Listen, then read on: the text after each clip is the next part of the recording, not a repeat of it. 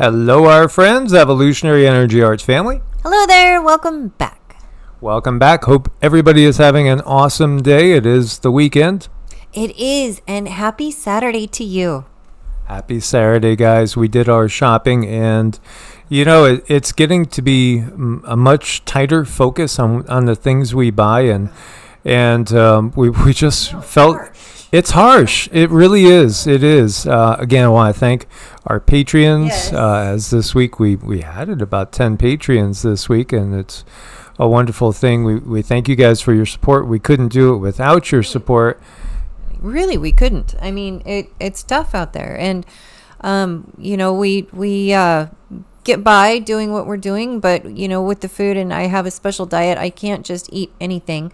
Mike is, he wants to put healthy things in his body, and it's really getting tough out there. It's getting tough just to throw the groceries together. I was just kind of upset today about it.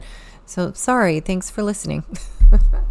Yeah, absolutely. We went shopping with our adopted sister. We did. Our own Special K, and this is what I want to talk about is the food situation. Again, toxins found in infant food. Now, we don't have an infant. We're a little bit past that time of year in our seasons in our lives, right? Listen to this. It's just so sad what the world is going through here.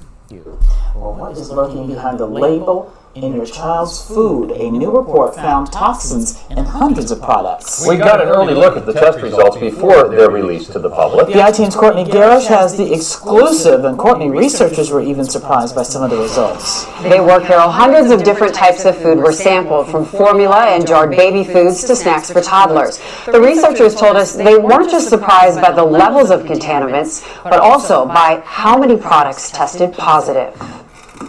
Lead, arsenic, mercury, and cadmium. Heavy metals many manufacturers of baby food don't test for. But a nonprofit out of Colorado wanted to know what's hiding behind the labels. What are we actually feeding America's most vulnerable population? Every single baby food sample went through this machine. This is Ellipse Analytics, an accredited lab in Denver, Colorado. We traveled there to get an exclusive look at test results. There's a lack of knowledge when it comes to what's actually in the...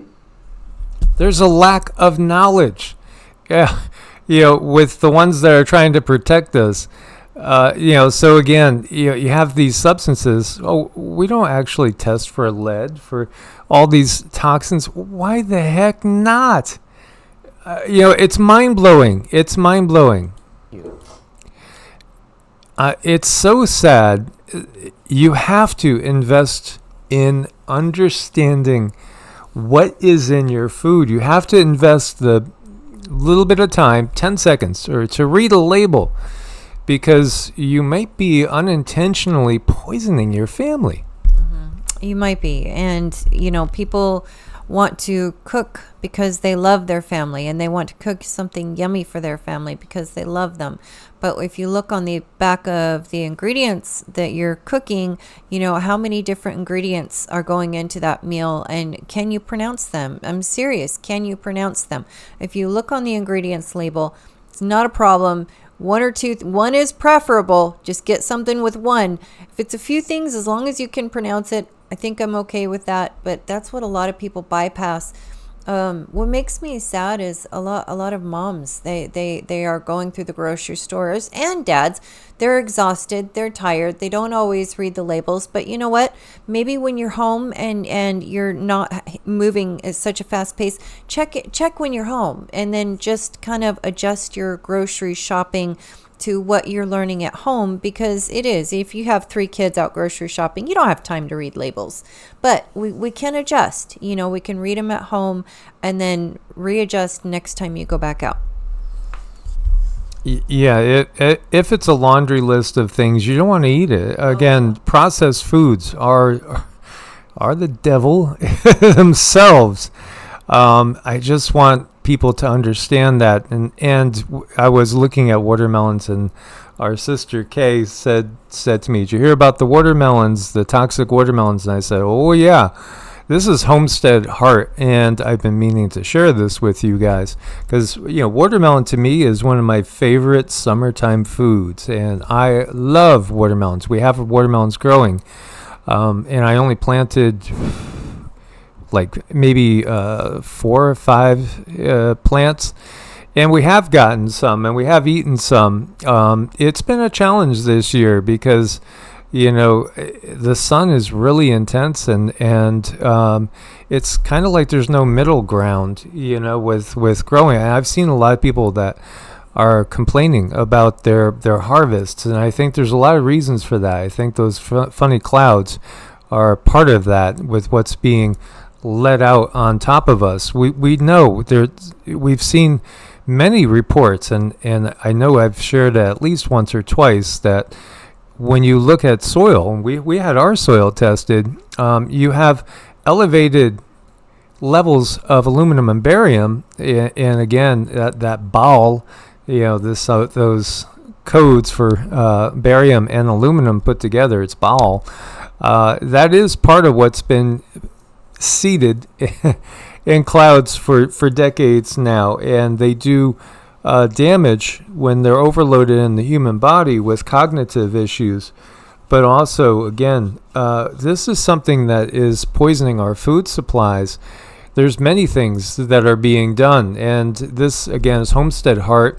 They're here in the South, and they are sharing their experience because they're growing their own watermelons now. She bought one in the store, and I understand. I have too, because even though we're growing them, like right now, mine are 9 inches, 10 inches across, and we've already eaten the other ones, and so there's a little gap. Well, she got sick, and it felt like her throat was closing up on her, and she only ate like a little piece, and she has a habit of cutting a piece out of the center. And as she says here, 432,000 views 10 days ago. I think I was poisoned because she bought the store-bought one. Well, the first thing I see with hers, there's no little black seeds. If you are eating watermelon that's seedless, it's genetically modified. That's number one. It's genetically modified. Be aware. If it's genetically modified, anything goes. Anything goes. And so, they did a follow-up here, Toxic Watermelon, What I Did Wrong. The ones that I bought, I made a point of finding them coming from Texas and not crossing the border. Well, I think we've mentioned this before several times too. When you buy from Walmart and the big clubs, a lot of times they'll take the opportunity to irradiate produce that comes in from other countries. So even if it was produced just over the border in Mexico and it crosses that border, a lot of times they get irradiated. So you got to deal with the radiation that's coming in. And then I honestly just don't trust it at this point in time. And so far, the ones I've gotten from Texas, I kind of sense them. It's like I'll feel them, I'll sense into it, and they've been pretty good. Doesn't mean that all watermelon from Texas is the best, but that's just what we see where we're at. And I used to, when I lived in South Carolina, I could get them from stands that were right around me, and again, you may be able to do that too. Make note though, because one local place that I got them from a stand early in the season, they were getting their delivery, and I suspected that they bought it in bulk. I think from either like Walmart or a club, and that was lousy watermelon. It was horrible, and it's a local farmer too. It's a local farmer. That early in the season, and I was thinking too that there's no way, unless they're growing these in their greenhouses, that it's going to be ready. So no, they actually brought it in. They probably bought them for $6 or $7 from Walmart, and we're charging $12, and it was lousy. It was horrible. It just had a weird texture to it and weird taste. And the other thing I wanted to point out that I learned this year, going to farmers markets and talking with people, you talk to them. They're good people. The local farmers, you get to know them so that you get to know where your food is coming from. But she said there's a lot of stands out there that will just go buy in bulk, and they buy GMO, they buy whatever is on sale, and then they take it to the farmer's market and they sell it for more. So you don't really know what you're getting. So that's really important, to know that your farmer is local, know that they grow their own food, know that they don't do those practices. So it's just something that I think is very unfair, because when you go to a farmer's market, I mean, you kind of feel like you're getting more pure food, but not always. Now, this has been a big issue, not just in the U.S., but also in India. And here she's showing how if you touch a watermelon that hasn't been augmented with dyes, and who knows what else is in the dyes, many dyes have cancer-causing effects. And so, you don't want to. This is something we really have to be aware of.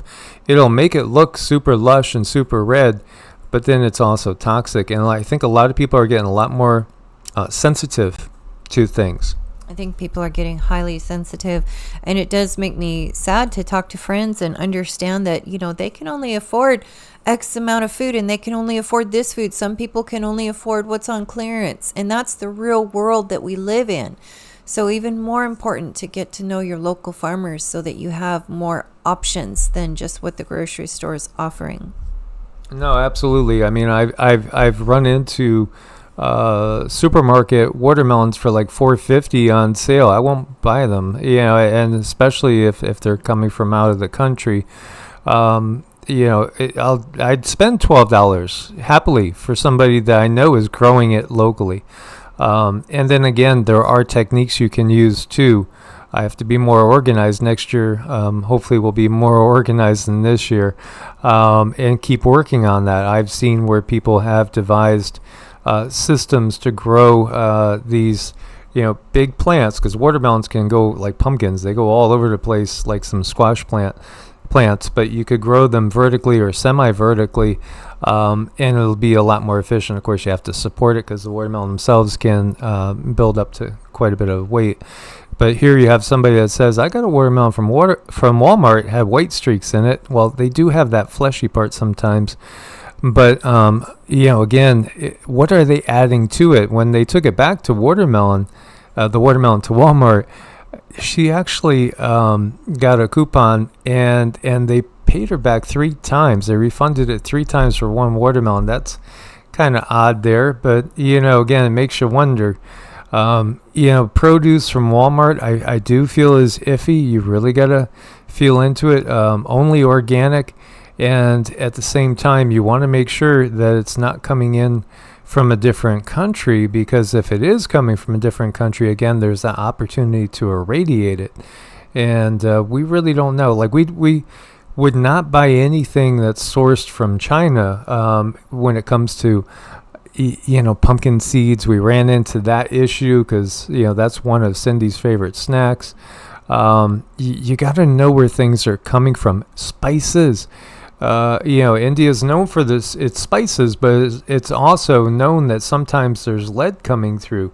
And then when you actually look at how they put some of this stuff together, it's not very sanitary. So, scary world. You really, really have to know where your stuff is coming from and how it's being handled. So if you're buying seedless watermelon, you're getting genetically modified watermelon. And when you see this post, have you ditched toxic sunscreen? This is one of the big realizations many people have had. And it's amazing. The only time I ever burned in my life was when I was using sunscreen. Now I don't burn, and why? Well, again, you eat healthy foods. You avoid the toxic foods. I really do think, again, just like so many people have immune system disorders right now, there's a lot of reasons for that. There's a lot. There is one big reason, which we all know about. And again, it just goes back to that 2019 year and into, the time since then. but there's layers. It's layers of toxins and layers of lack of nutrition in our food, which again is done to certain farming practices, which if you had a tomato or a watermelon from 100 years ago, chances are there was a lot more nutrition in there. But lycopene is a nutrient that protects against sunburn and helps repair damaged skin. So, watermelon is a great source of lycopene. So are tomatoes. Tomatoes are a nightshade. So, again, everybody has different needs, and everybody has different conditions that perhaps they're trying to find a balance for. Guava, that's another food that can give you lycopene. Just be aware of what nature can do for you. Definitely. And when I was talking with Dawn, many of you know Dawn, we've had her on the show a couple of times. She explained to me how our soil is just completely zapped of its nutrients. So if the soil is zapped, the food is zapped, and almost making it totally necessary to have to go out and get supplements for many people who are trying to heal. And it's just not fair. It's not fair. And we're really up against a wall. A lot of us are, because so many people, what you put in your body, if you're not feeling well, if you're sick, it's going to boil down to the food that you're eating, which is a really hard reality sometimes. But it's what I came to. It's like, okay, everything that goes in my mouth is either going to harm me or heal me at this point. And I had to get very, very serious about that. And I think many more people are there, but they're not.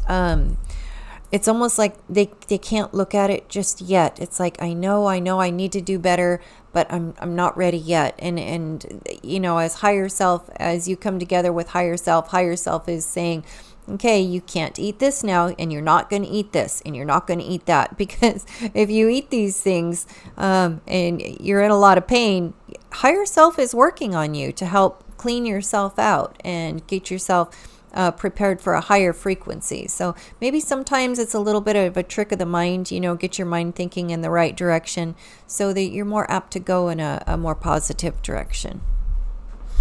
Absolutely. We're going to be bringing more specific items in videos, and maybe just targeted, because I do feel that at this time, we're facing a toxic food crisis, and also a lack of nutrition crisis, which is pushing a lot of people over the edge. So, forearmed is forewarned. I think that's the saying, isn't it? Something like that. This little guy is just absolute. He's off the charts. Cuteness. Cuteness overload. Look at that button nose. I mean, does it get any cuter? I don't think so. He's cute. Yes, absolutely. So look forward to your comments. We look forward to your suggestions. Please do share with others what you're doing to make sure that you're actually taking in things that can benefit your body. That's just such a good idea, you guys. If you have tips or tricks out there on how you get better food or make food better, throw it in the comments. Talk with each other. Help each other out. And we appreciate it. Source bless and namaste. Namaste.